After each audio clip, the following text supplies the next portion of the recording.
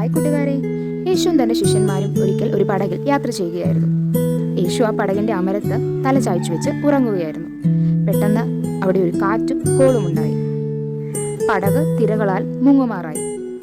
തന്റെ ശിഷ്യന്മാർ ഭയപരവശരായി യേശുവിന്റെ അടുക്കൽ വന്ന് അവനെ വിളിച്ചുണർത്തി.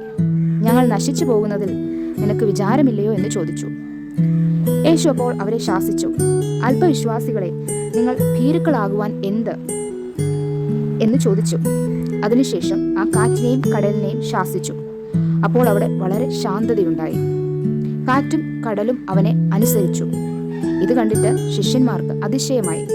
ഇവൻ എങ്ങനെയുള്ളവൻ, കാറ്റും കടലും കൂടെ ഇവനെ അനുസരിക്കുന്നുവല്ലോ എന്ന് പറഞ്ഞു. ഇതുപോലെയാണ് നാമും. യേശു നമ്മളിലുണ്ട്, യേശുവിൽ വിശ്വാസമുണ്ട്. എന്നാൽ ചില പ്രതികൂലങ്ങൾ വരുമ്പോൾ നമ്മളും ഇതുപോലെ വിഷമത്തിലാകും, ഭാരത്തിലാകും. എന്നാൽ യേശു ഉള്ള ഒരു പടക്, യേശു അമരത്തുള്ള ഒരു പടക് മുങ്ങിപ്പോകത്തില്ല. നാം ആ വിശ്വാസമാണ് വർദ്ധിപ്പിക്കേണ്ടത്.